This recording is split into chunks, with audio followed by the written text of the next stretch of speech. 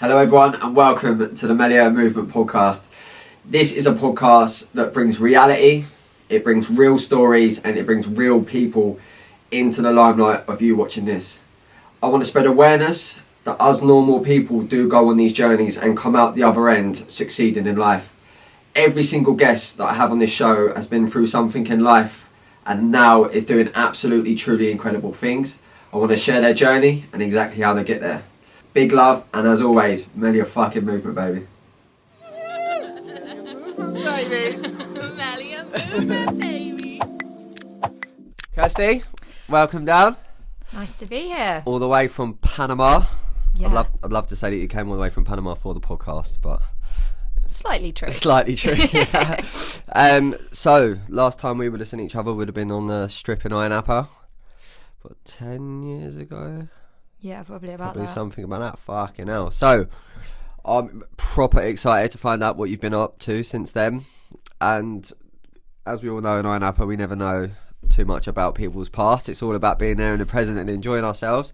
So, all of my guests, I asked them to explain who they was as little Kirsty and why you're having such a big impact in the world today. Because I know you're a client now, you've invested in people to become clients for me to help them out. So yeah, from when little Kirsty. So I really had like two lives as a child. I had this amazing, happy life. I was at my nan's a lot because my mum and dad were working. I was such a geek. I used to take all the library books out, as many as you could take a week. And I used to get annoyed that you could only have, I think it was 5. And I used to read them a week and just play games and live this life. And then I had a very different life at home. So it was still happy, but it was only kind of recently that I realised that I had this double life as a kid. And it was a lot around how things that would happen at home. Like my dad used to drink a lot and he used to come in and it was always World War III whenever he'd come back. My mum and him just used to kind of have this relationship where they used to scream the house down, and obviously as a kid you're just in your bedroom and there was nothing kind of you could do about it. But then I'd always be a happy kid at school and from there, and my mum always seemed happy and my dad always seemed happy, so I didn't really know any different. And it was only kind of recently all these memories started flooding back and I was like, that makes a lot of sense to sort of things that have gone in throughout life from there. So yeah, I was really lucky. I went on loads of holidays and got to experience quite a few different places. But there was always in the back of my mind, like scared to go anywhere in case it would all kick off. And just before I got the flight back, and I know I had this trigger. Was this kid, she was about 10. And her dad started kicking off in the restaurant, and her and her mum I could just see was so embarrassed, and I was like, oh my god, that was my life for so many years. And it really, really affected me, and I've only just kind of realised that and gone through it, and how I've sort of built my relationships and also how I've built my business. And this is why I don't want to do my business anymore, in all honesty. But yeah, there's a lot there, and I feel like I'm rambling. So No, that's good. That's how it goes. So it was a double childhood.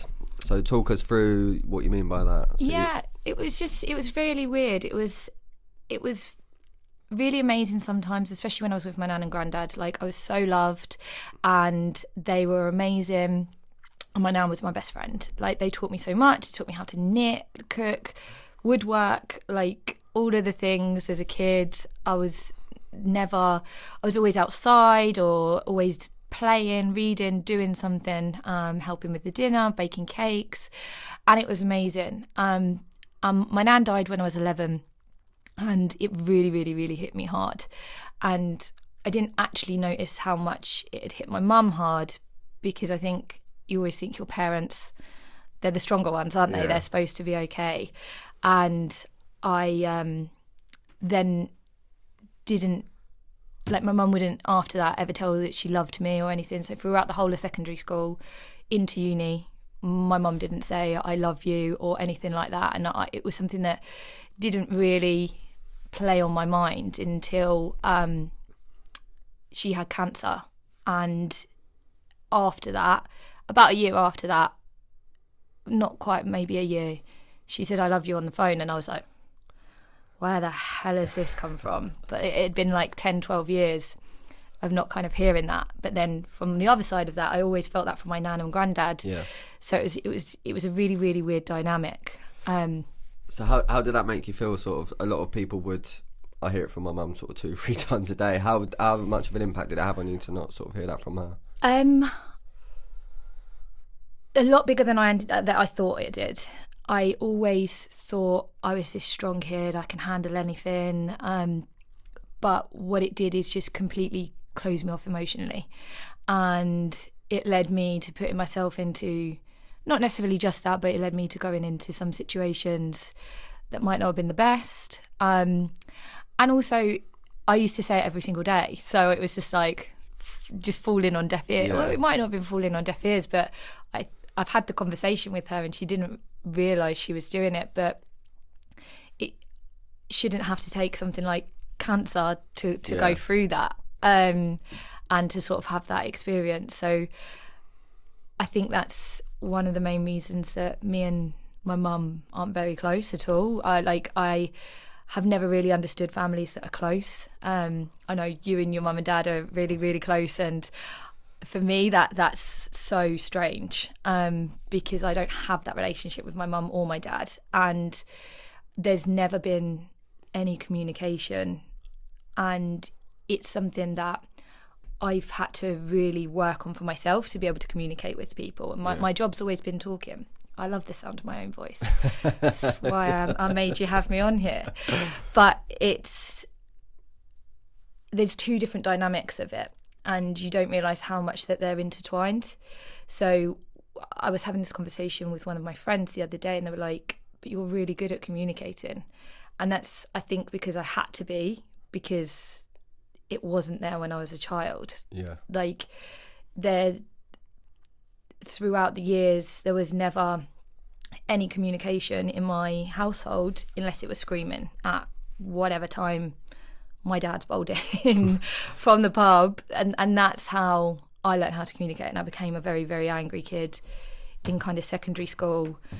I was never the naughty one, but I was always the cheeky one. So growing up in a pub, you had to learn how to read people very easily, but it was a very hostile environment. And you're always around men, you're always around drunken men. And then you go home and you're in that environment as well. So, and especially after my nan died, it was one of those things where I was still 11, so I still needed looking after, but I didn't want to be looked after because it meant going to the pub. Yeah. So I used to rebel a lot and just be naughty, be that cheeky kid and not understand anything. Just my only emotion that I knew was anger. Yeah. Or cry. Even if I was happy, I'd cry. If I was sad, I'd cry. Everything would just be crying because it would just be screaming for me to come out. Yeah. And yeah, it was just a very weird time. Do you think your parents ever noticed that? No, because I had the conversation with them recently and it was complete obliviousness. And you get to your 30s and you realise everything's fucked up. But it's not. It's because if you didn't go through certain experiences, you wouldn't be who you are today. Yeah. And it's not your parents' fault either, because they were doing the best that they could with at the time. But it doesn't mean that your feelings were any less valid from how you were brought up and how it went when you were a child. Yeah. And you kind of go through this emotion of, why did all of these things happen to me? So for me, a big thing was, I didn't realise being raised in a pub and being around all these men that used to touch you from a very, very young age, like sometimes completely harmless, but very much in your personal space. Other times a little bit more than you should have done, and sometimes just completely wrong. Yeah. Like I remember this guy hitting me on the arse. I must have been about 8 or 9 in the pub, and it's your dad's friend, so it doesn't even cross your mind, but it feels weird. Like, and even as a kid and you don't know what's going on, it feels weird.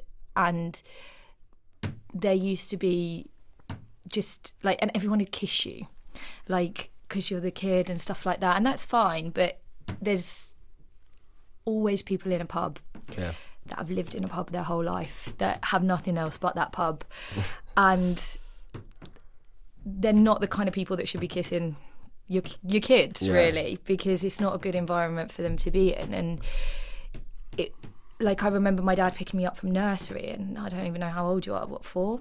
Yeah. And we'd sneak off to the pub, and he'd be like, don't tell your mum. And obviously I'd go home and tell my mum, and there'd be a massive argument. So, but then I learned how to be quiet, because I didn't want the arguments. Like, it was a lot easier to go through life without the arguments.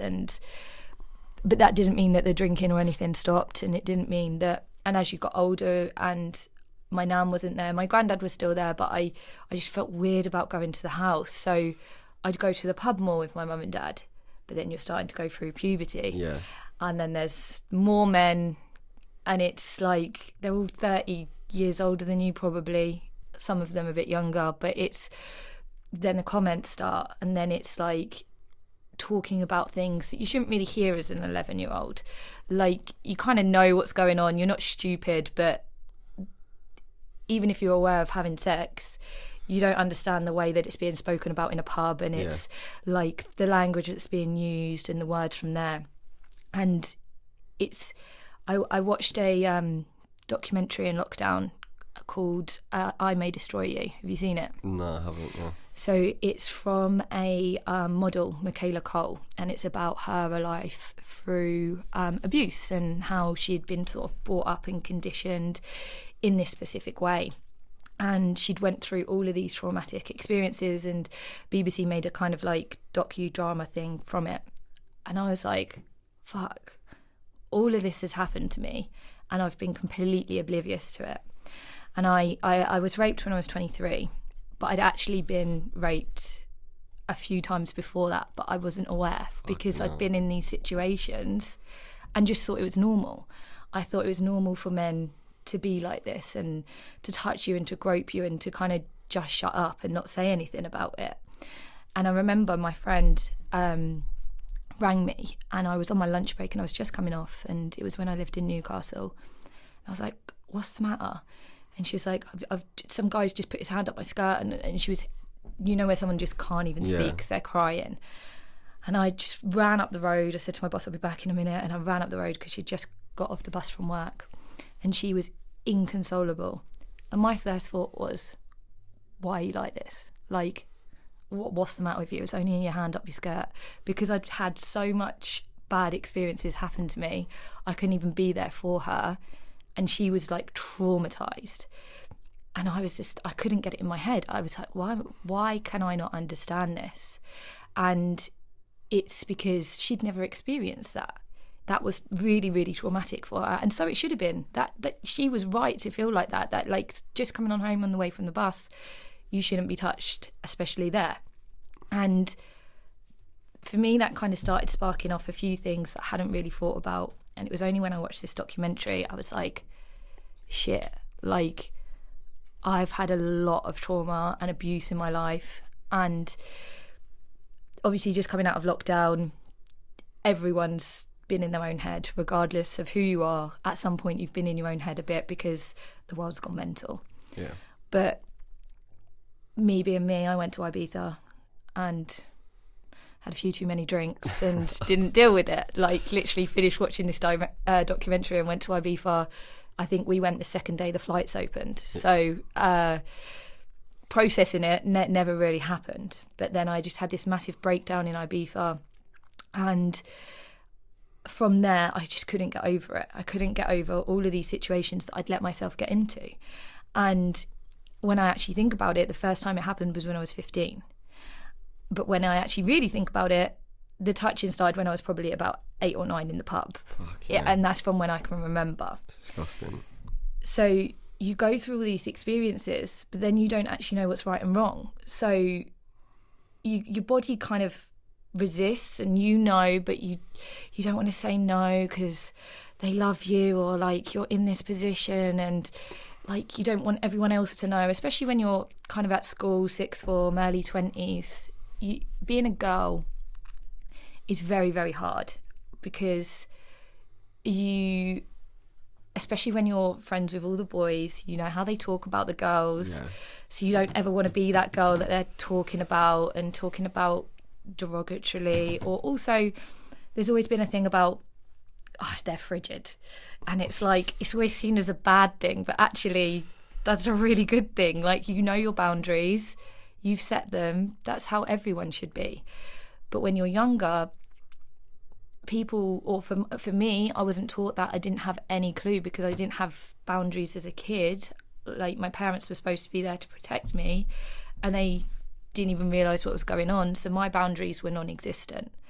And it was when I kind of went into this, I just went into like this whole depressive episode, and I just couldn't get it out of my head how everyone else had let this happen to me, when actually that's not quite right. I let that happen to myself. I didn't know the boundaries, and I'd never taught myself.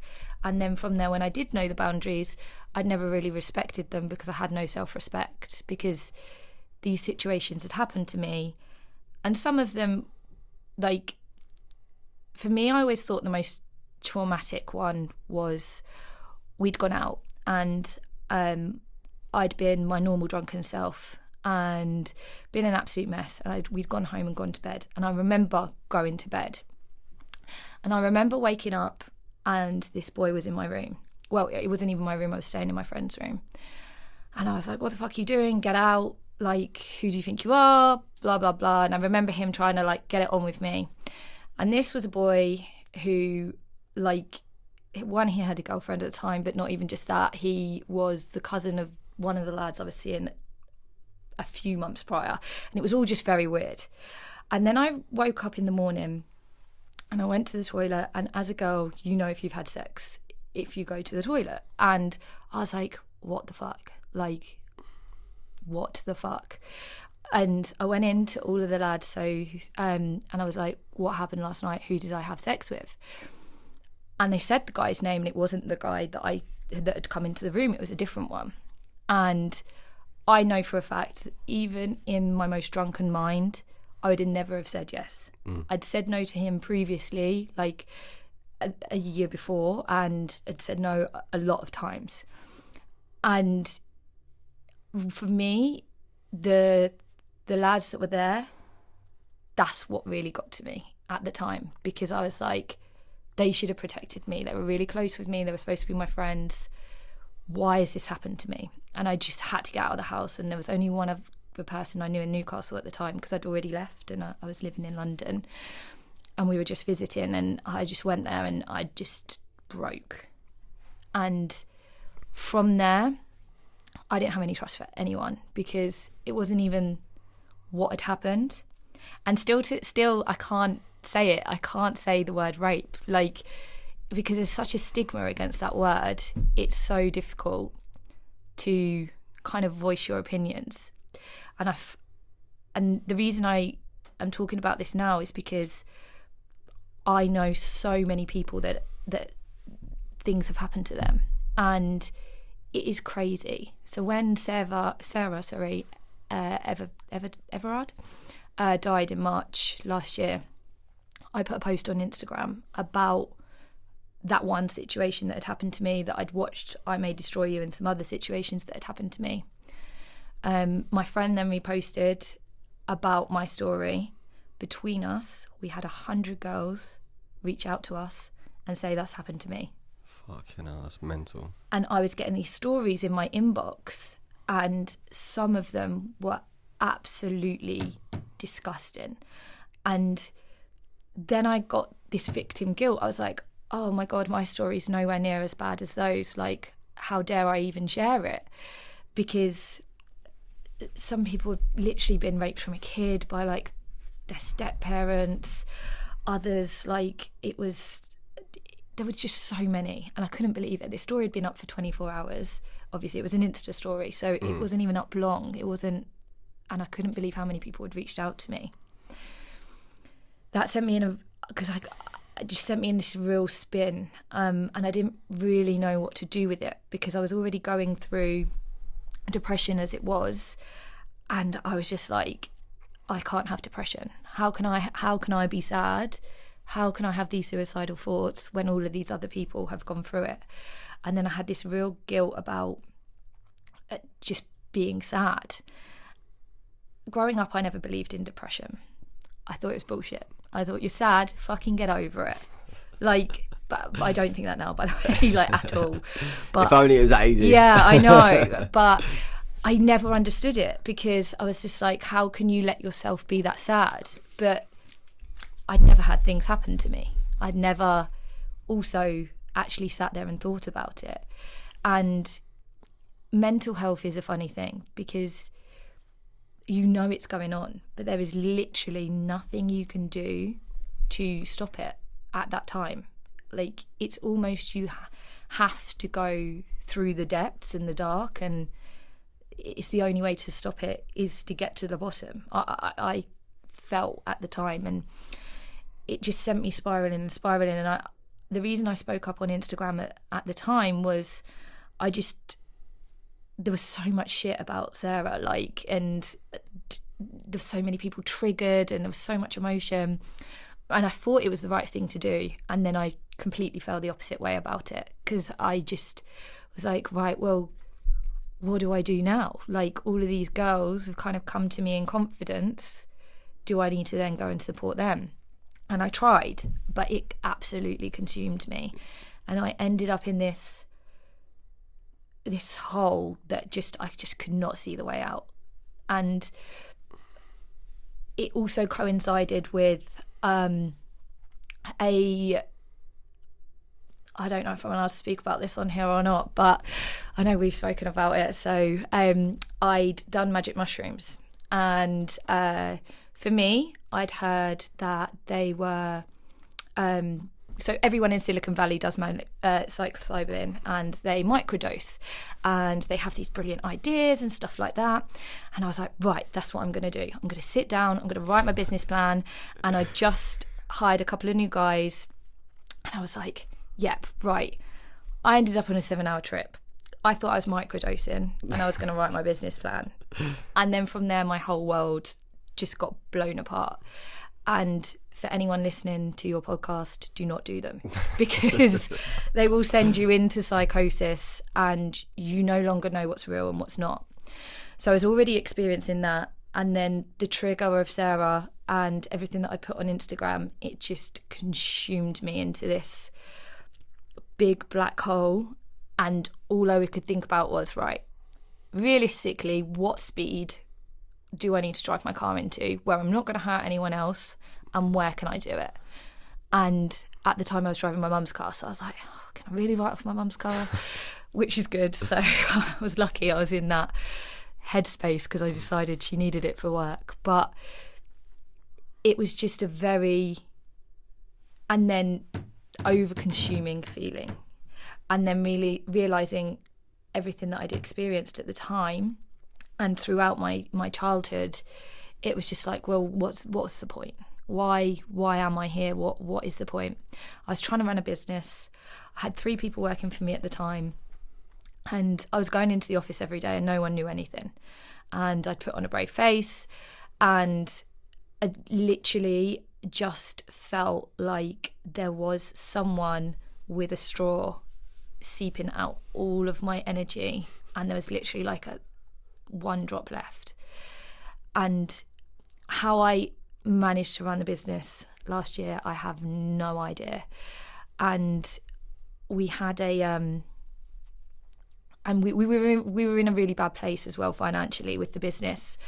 Because I was in such a bad headspace, I just didn't want to do it. I didn't want to look after it. I didn't want to nurture it. But I didn't know how to do that. I couldn't even get up. I don't know how I got up and got to the office every day, because it was just this consuming feeling. And I remember when, just as all this was going on as well, we had a candidate commit suicide. And he was just supposed to start a new role within the role that we'd already placed him. And he committed suicide. And I'd spoken to the hiring manager, and she thought it was because he didn't want to take on the responsibility of this new role, even though they thought he could handle it. So then I had that guilt. I was like, we've placed this guy into a job and he's killed himself. But not only that, at the time, my first thought was, I need the money for that invoice. I've got to pay my guys. And that is not me. Like, I will always put everyone else before me. Like, the fact that thought even came into my head was horrific. It was like, how can I value someone's life for 10 grand? Like, I don't even think it was 10 grand. I think it was less than that. And I was like, that's disgusting. And it just sent me into this huge spiral of unworthiness. Like, I'm not worthy to definitely be running a company. Like, how can I run a company when I'm thinking things like that? Yeah. When it wasn't meant to think like that. I was thinking more of my guys. I needed to pay my guys. But it just sent me into this huge thing of unworthiness.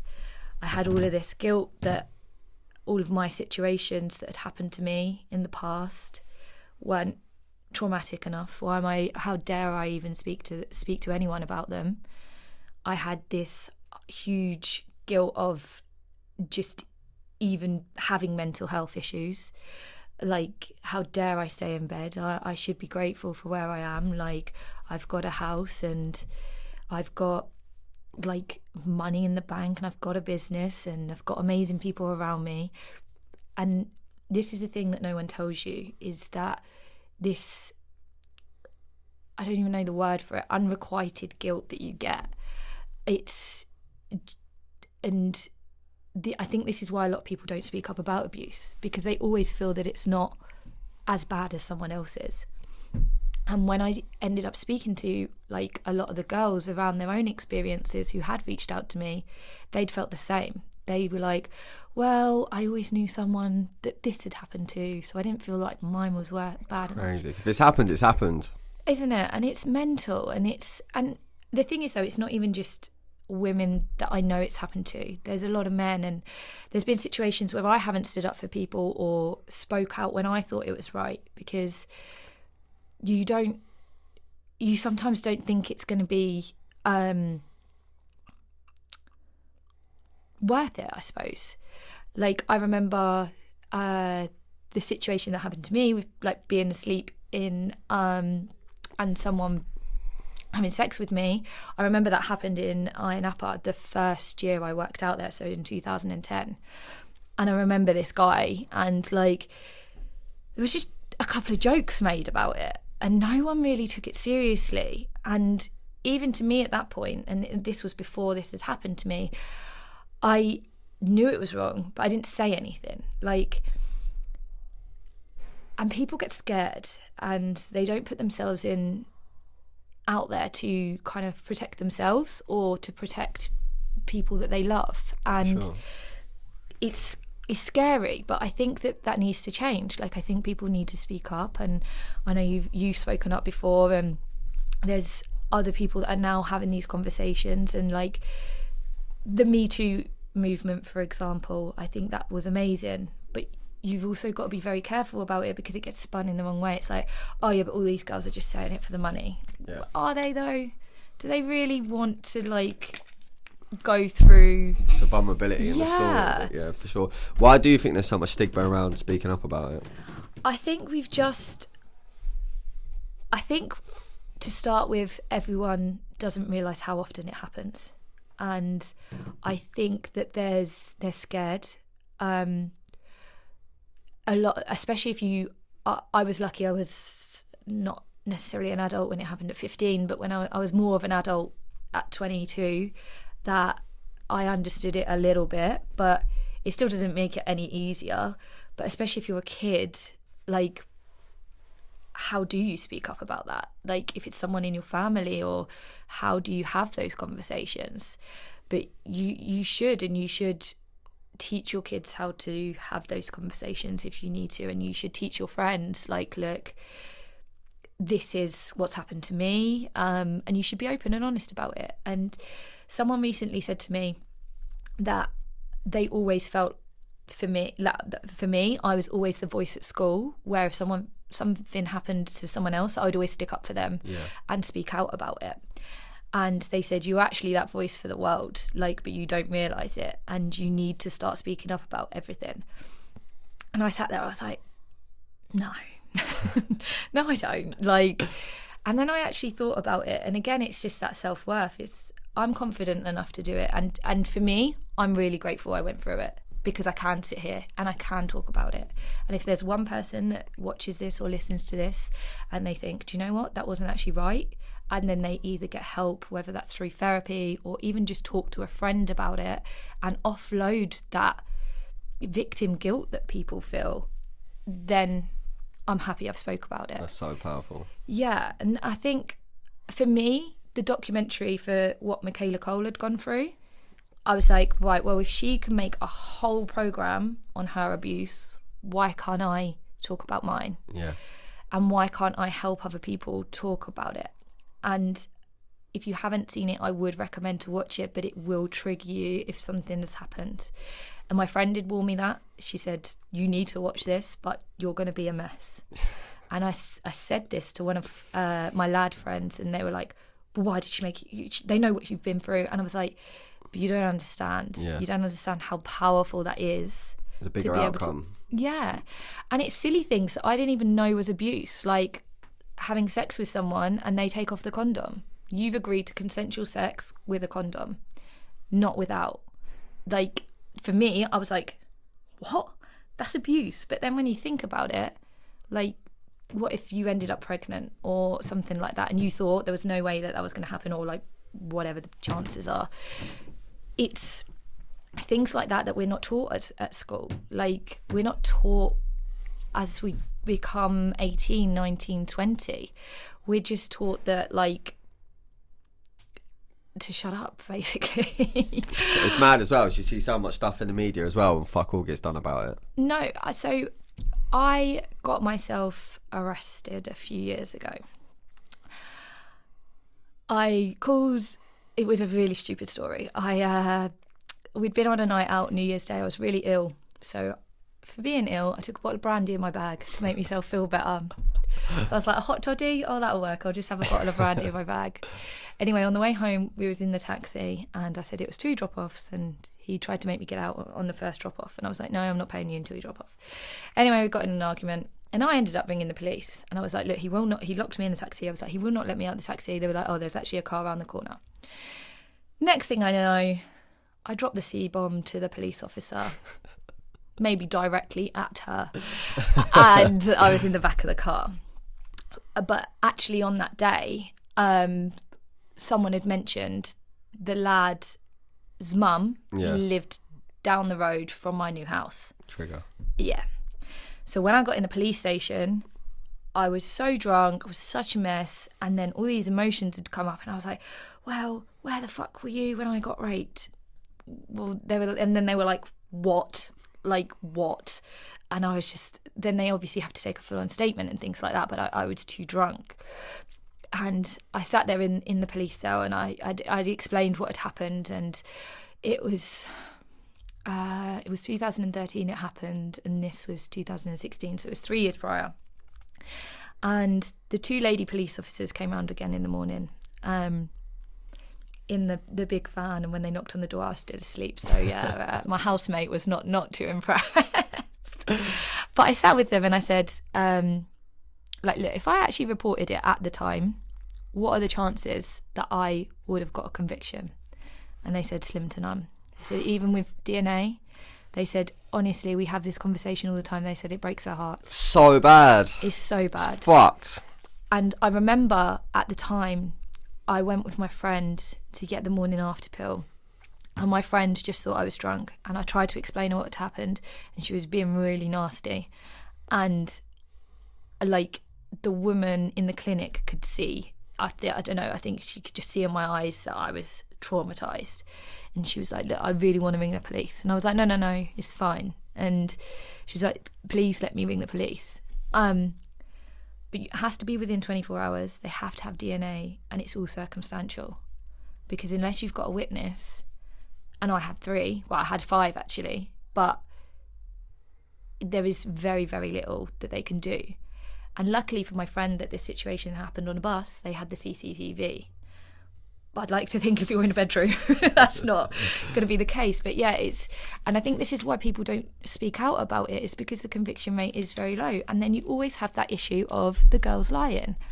Regardless, it's one of those things, and it is a he said, she said story. And girls are very emotional. That's just innately how we're built.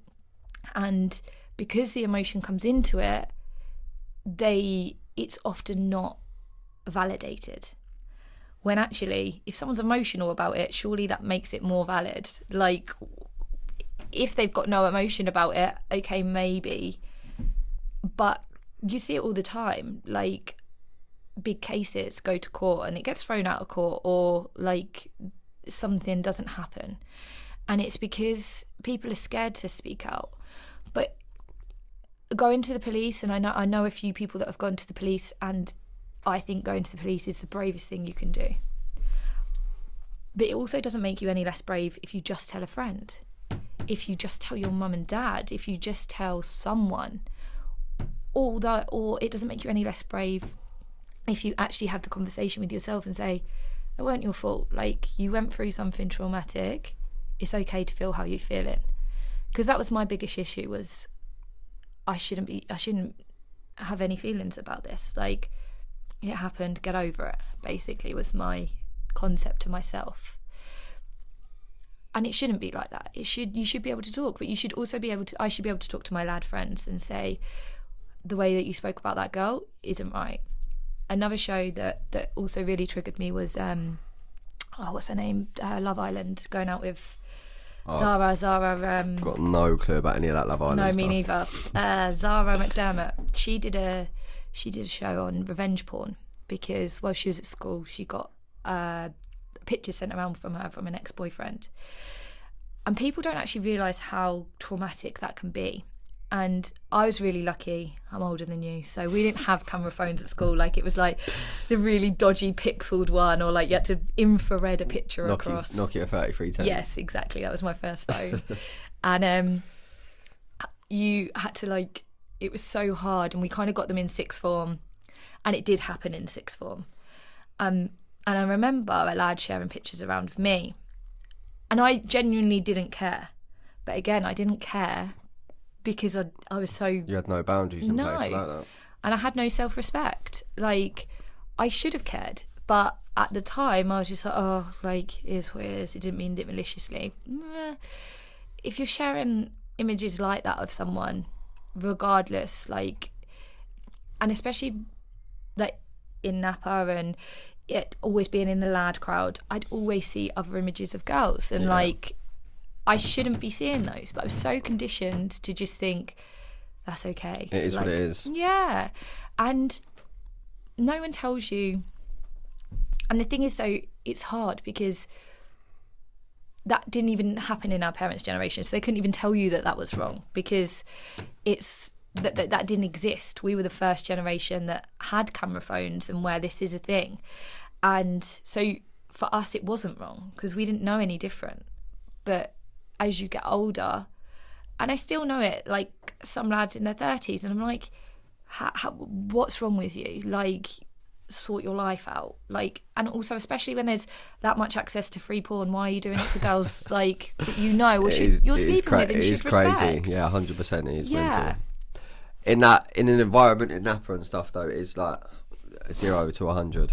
Yeah, 100%. And you get caught up in it. Yeah. And even as me, I loved being in the lad crowd. Like, I hated the bitchiness of girls. And I used to be the biggest bitch, by the way, so I had to remove myself. But I liked being with the lads. There was no drama. There was nothing like that. But when you're all the same, you all think the same. And it's hard to kind of remove yourself from that and take a step back and say, okay, this isn't quite right. You shouldn't do this. And also, I'm not just saying it's a lad thing, because there are plenty of times that I know women, and I've been one of them, that can put pressure on men and be like, whatever they want to do or however they want to be, or on the vice versa side of that, they can send a picture and that boy's going to potentially be enticed even if they don't want to be, because it's the way kind of like anatomy and stuff works. But it doesn't make it any less right. And this is where, as we're all going through this, we need to educate people, older and younger and our age, because still people aren't open to talking and people aren't open to having conversations.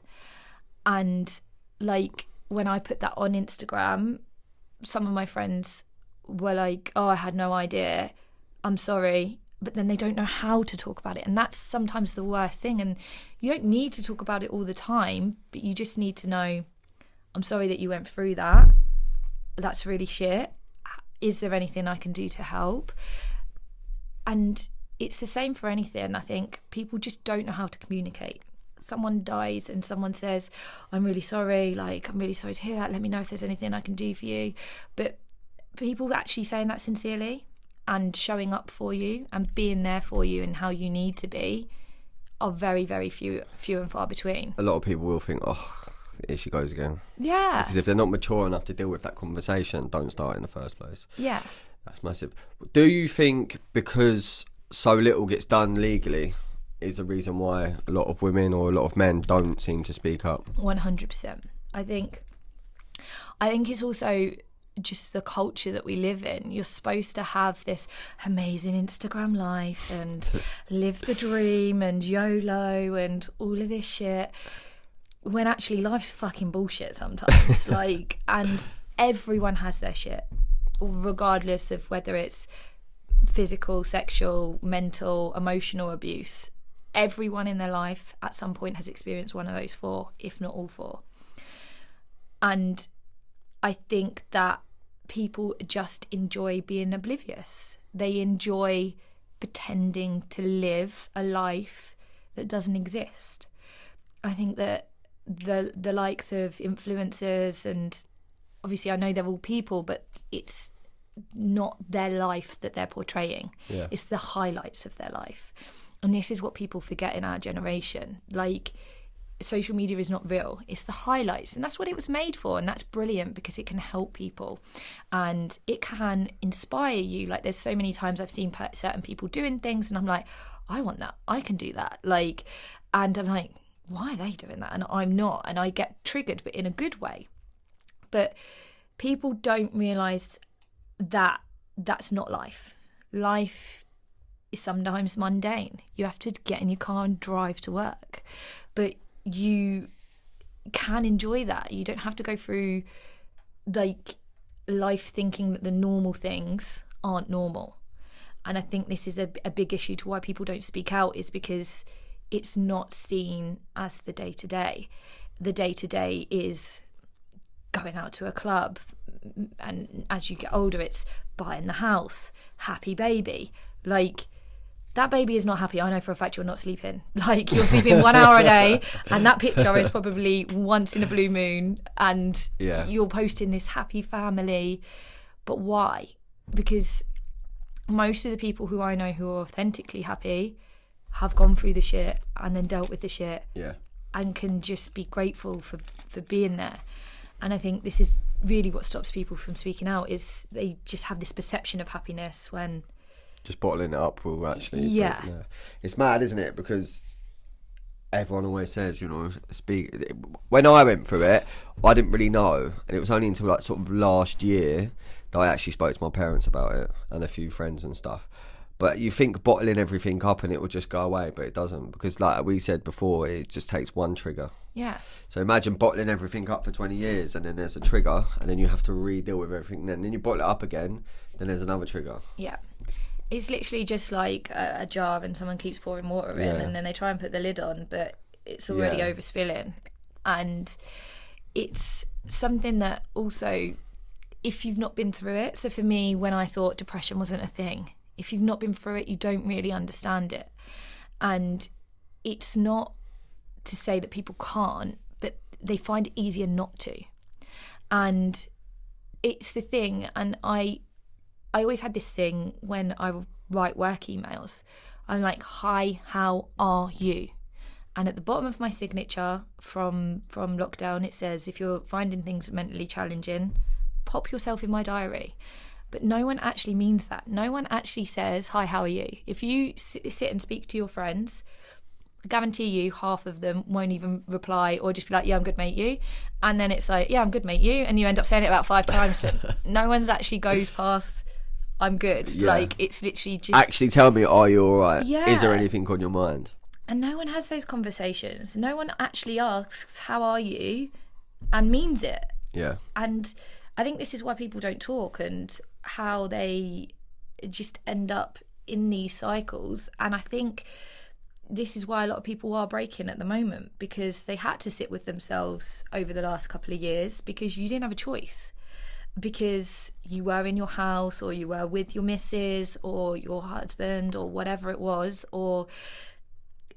and those conversations and that communication kind of had to be had, because you couldn't go out and get fucked. You couldn't go out and do this. You couldn't escape. You had to confront yourself. Yeah.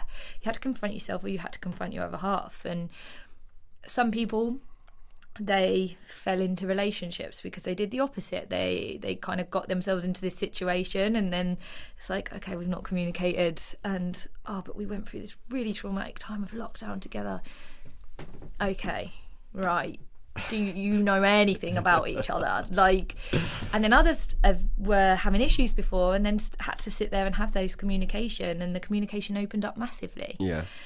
And I think, and this is where people need to start having conversations, and about anything, whether it's mental health, whether it's abuse, whether it's literally like, don't put your washing on the floor. Like, it winds me up. I've got OCD. Put it in the basket. Communication brings you so much closer to people. Yeah. Me and Nat are so big on it. We have a coach every 6 weeks for the relationship. Not because we're in a bad place, but because we want to continue going into better places. But this is where people also fuck up. They get the therapy sessions when they're bad. I did the same. I went to therapy, and I was like, I've kind of gone through the bad bit though. Why am I going through therapy? You should have therapy when you're good, because you want to stay good. You should have relationship coaches when you're in a good place, because definitely. You want to stay and get better. And this is the thing. So I've always been a believer in mentors. Ever since I was a kid, I had like them at school, and then I've always sought people out in business. Since setting up my own business, I always went after the people that owned a multi-million-dollar recruitment company. I was like, can you tell me how you did it? Yeah. And I'd always go after other people and watch people like Stephen Bartlett, Jay Shetty, and podcasts, because why would you not go after people and learn from people and learn when you're in the good place? Because if you can learn when you're in the good place, the bad places don't happen as much. Yeah, definitely, 100%. It's like watering a plant. Every time you walk, your brain has to be watered every single day. Yeah. Otherwise, it's just going to die out. Personal development is huge, and I think a lot of people, it's like life coaching, it's not really known about yet, which is crazy. Because the first thing people will do, they'll pay to get nutritionists, they'll pay to get personal trainer, but what are you doing to better your nut? Listening to a podcast every day is decent, but there's so much more that people could be doing. 100%. And this is the thing where, like, your job is one of the most valuable jobs, and it's almost even more important than therapy. Because therapy does a lot, and I'm not this is not disrespecting therapy. It is amazing. I've been through it, and I highly recommend everyone should go through therapy. But it talks a lot about the past. Why do you need to talk about the past all the time when you need to learn how to deal with it? You need to, okay, cool. Well, this happened to me when I was 5. Right, cool. And that's kind of where therapy leaves you sometimes. Well, this happened to you when you were 5. Now you know the trigger. Like for me and the woman in the hotel, you can deal with it. And this is why life coaching is so important. And I really, really value what you do, because people massively underestimate it. But you can have a PT and you can be the best shape in your life. I know some of the fittest people and they're fucked. Yeah. Like, because they're so consumed on their body, but they haven't got to their head yet. And I know some of the people who just normal people, but they're the healthiest people I know, because they've dealt with the demons. They've dealt with the brain. They've trained their brain. Your brain is your most valuable tool. I'm learning about the science at the moment. I'm doing so much courses about rewiring your brain and the neurological kind of wiring on that. And this is the thing. People don't realise they get into this habit and they love it there. I loved being sad. Fucking loved it. Loved it. Because it was safe. It was what I knew. And I didn't even know I was sad. I thought I was happy. But I wasn't. It was just this condition of day to day that I'd got involved in this routine. And until you break that, I guarantee anyone listening now, next time they brush their teeth, they go and put that toothbrush at the top right of their mouth. And it's silly little things, habits like that you don't even think about. You just go through your day to day with a monotonous, I don't know, just concept, just that repetitive. Same patterns, like a robot. Yeah. Drive to work, put the same radio station on. Don't even remember how you get to where you're meant to get to. Nope. You put the same radio station on. You'll put your bag in the exact same place when you get to the office. Your coat will go in the exact same place. You'll go and make a cup of tea. Don't remember opening up the laptop. It's like autopilot. Yeah. It's crazy because people don't realise you think a certain way because of, let's say, for example, you're 28. It's 28 years of looking at life a certain way. And they think that they have to stay living like that and thinking like that. But you don't realise overnight you can literally change every single outlook on life. Yeah, and that's amazing. And people should be excited about that. But that's also why they need to talk about the shit. Because if you don't talk about it, it gets bottled up. And then you are living that repetitiveness. You are doing the same things. You are disrespecting yourself in a certain way. Like, it took me a very, very long time to even earn probably 1% of self-respect for myself. And people who look at me from the outside probably don't even know that. Like, they're like, she's got a successful business, she does this, she does a lot for charity, she will always stick up for everyone else. And I think that's probably why I do stick up for everyone else, because I could never do it for myself. And why do you think that is? I think it was just, I just didn't know how to, in all honesty, and I didn't think that I needed to. I always thought I was this really tough person, anything can happen to me and I'll be fine, like, I'll get over it. Like, for me, like, I used to be a carer and I used to work in palliative care a lot, and for me death is an amazing thing. It's fascinating, and I couldn't really understand anyone that was grieving, because for me I was like, it's a completely different concept. But it's also because I completely shut myself off emotionally and couldn't understand why people cared anymore. Because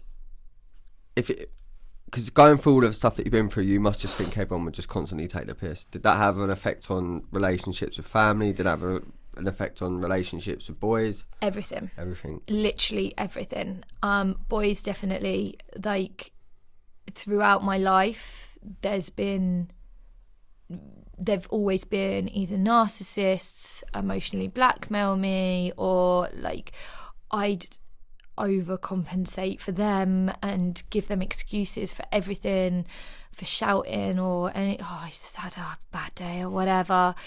But then also my clients, if my clients ever disrespected, or I felt that they would disrespect me, I'd get really triggered and then get really kind of like aggressive, and it's like, I don't give a fuck if I don't have them as a client anyway. It's not the right place to be. Like, anyone, even people working for me, friends, I still don't really have a relationship with my family, so everything was affected, and that's only something I've realised in the last year.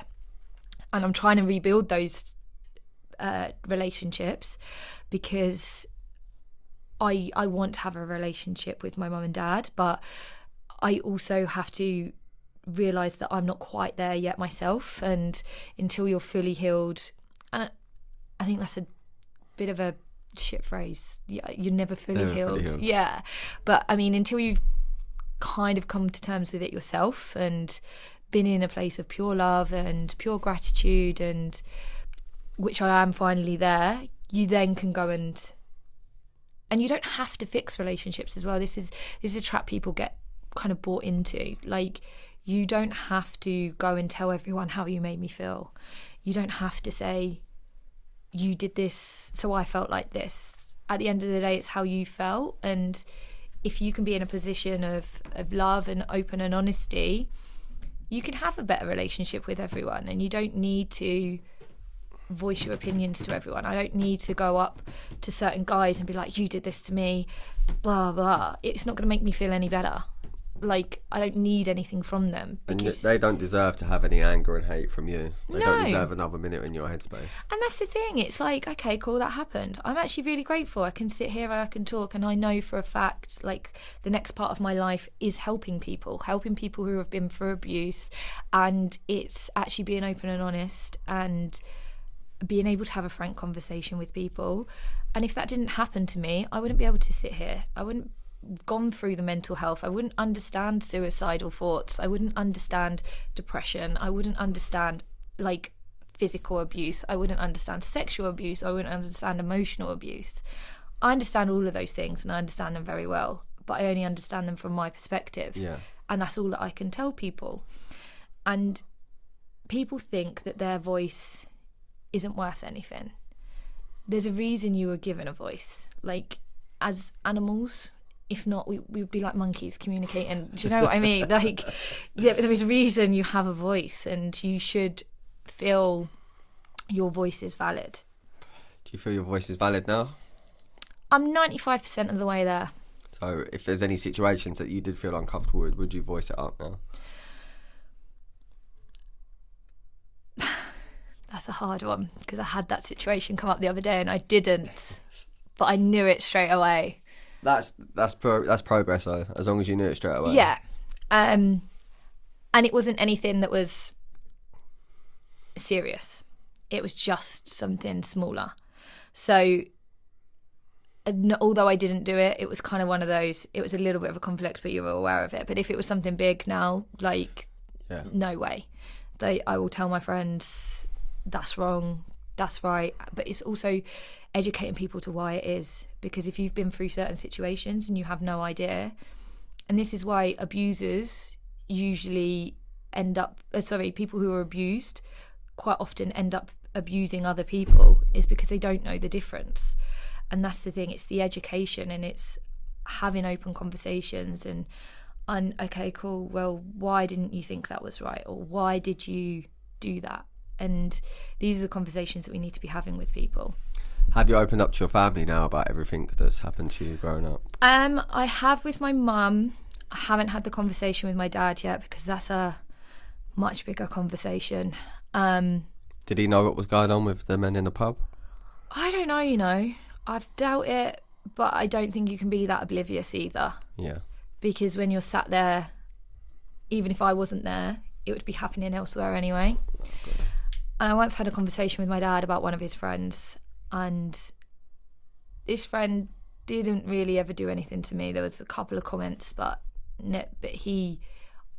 I know for a fact he abused a few of my friends. And for me, I always felt guilty about that. And I spoke to my dad about it, and he didn't believe me. And we used to have arguments about it. And because I guess as soon as he believes you, that life, that life that he has down the pub goes. Yeah. And this is the thing. People are only going to hear what they want to hear. And this is something that you have to kind of understand yourself.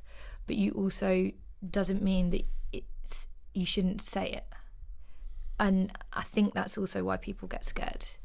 But it's just that they're not ready to hear it. They're on a different journey to you. And that doesn't mean that your experience is any less valid. But you have to be prepared for that those relationships may not exist. And I think that that's what people get scared of as well, is they don't want their friends to fall away. They don't want family members or whoever it is, parents, to say this happened. But to be in a place to move forward, you really have to not care. I didn't have those relationships anymore. And you have to be in a position to let go, to be able to move forward.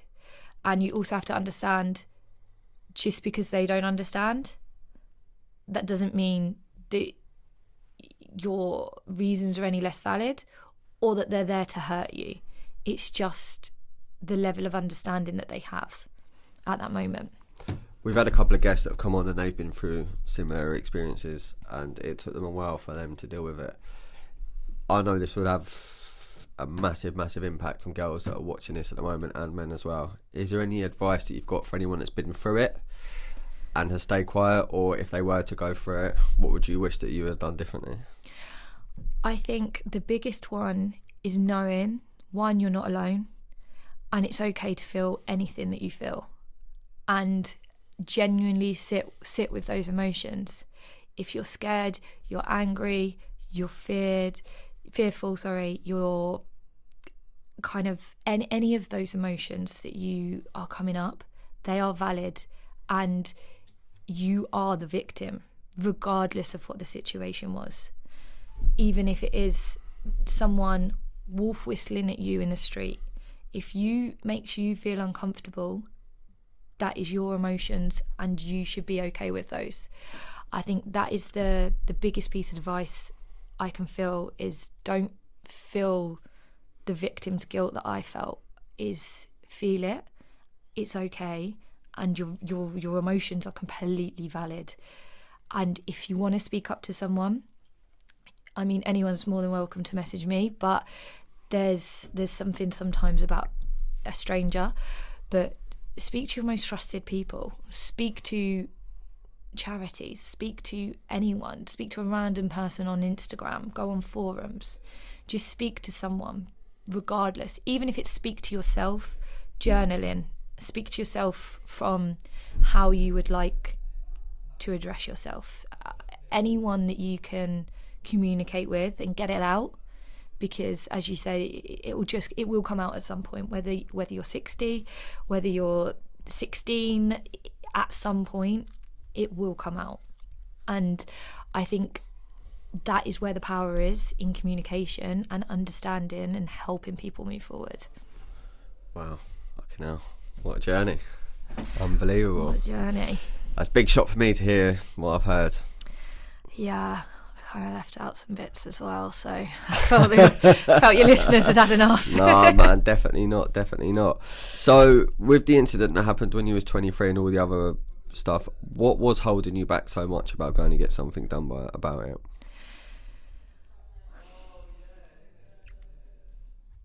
I think I've always been a person that's wanted to be liked and wanted to be just in the crowd and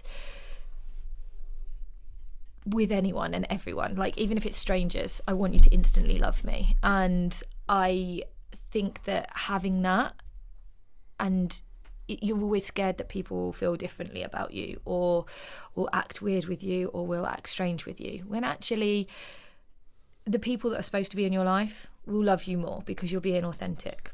And I think that speaking out is the most powerful thing you could do. And if I was to go back, I would say to do that.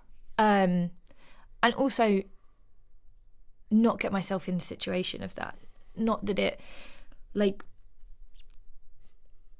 there's certain people that I've been in rooms with that I shouldn't be in rooms with. Like, you know, you walk in and you feel bad energies, and or you get a bad vibe, or whatever you perceive of people. Like, there's certain things as well. And drinking too much, doing too much gear, I was escaping from other stuff.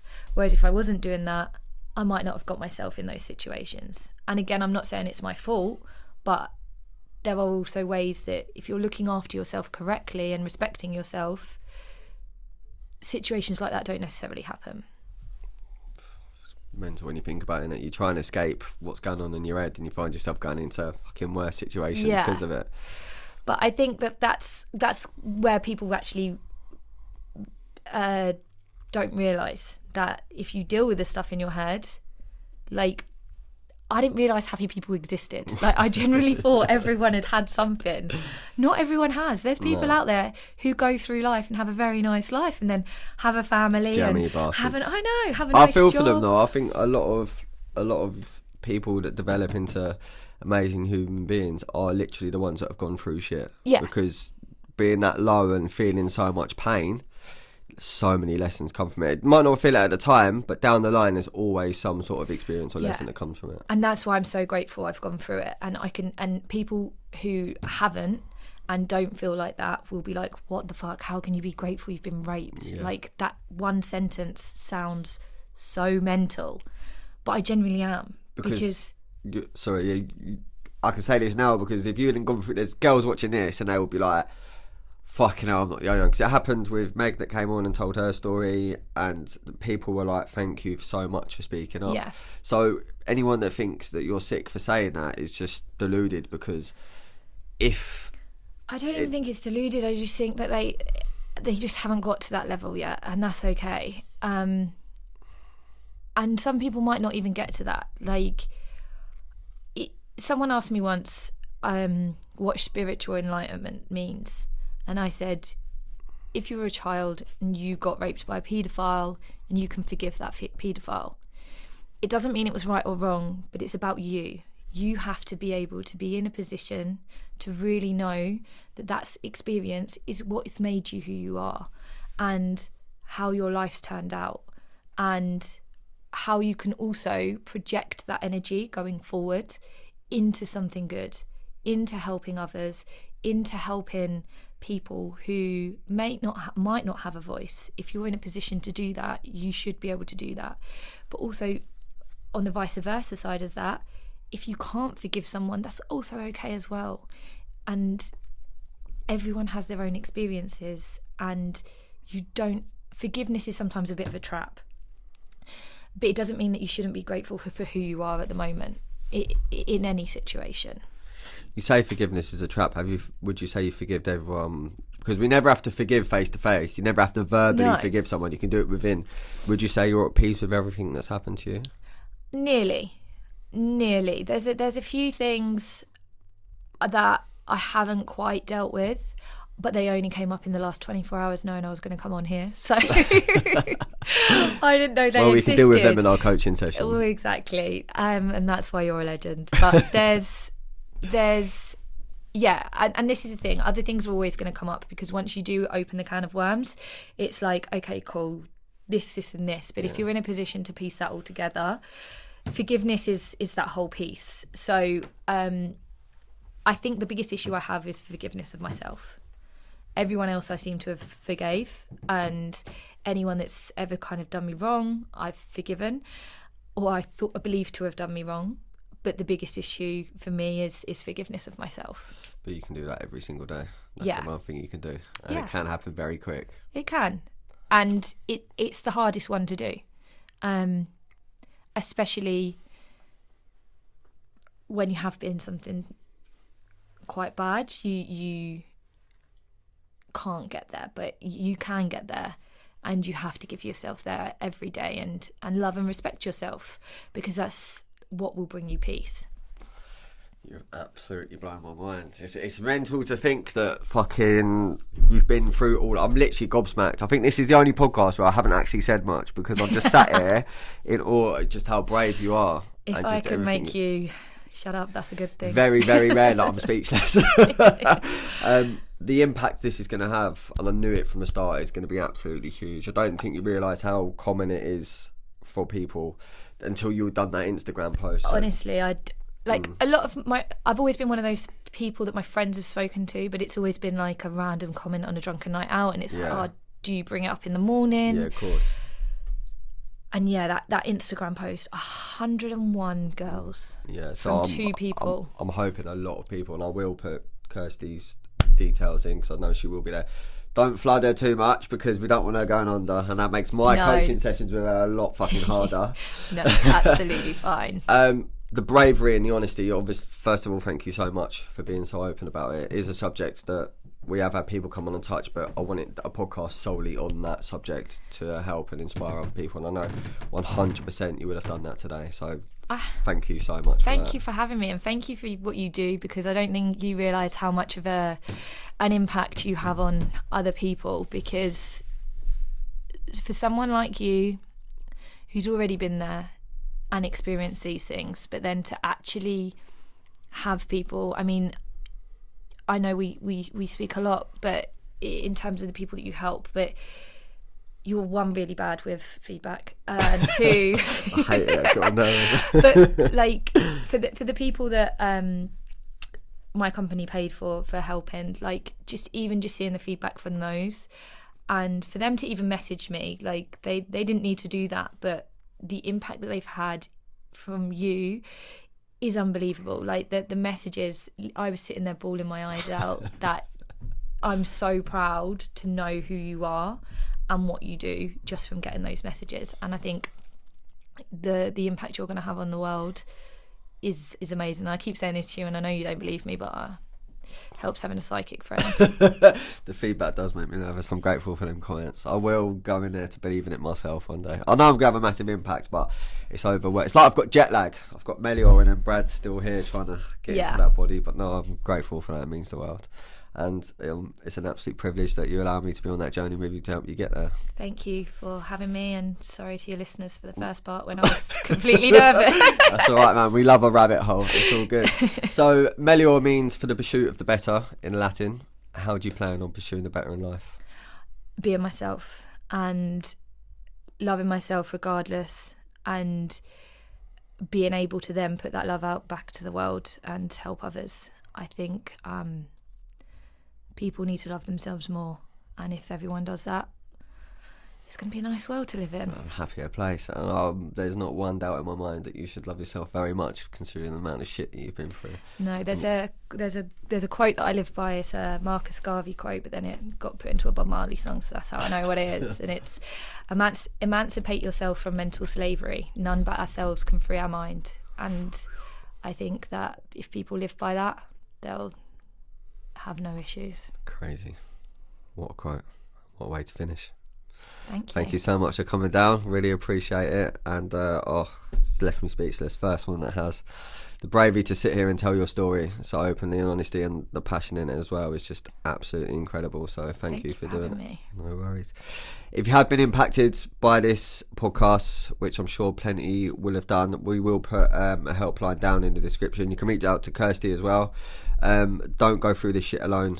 There are so many people out there that will help you. We've both been through it, so we understand the pain, we understand the victim mindset and vulnerability that can come with it. But please speak up, please make your voice heard. Thank you for watching. Thanks for Thank you for coming down. Please like, share, comment, subscribe, and push this into the path of someone you may feel benefit from it. Melia fucking movement, baby. Melia fucking movement.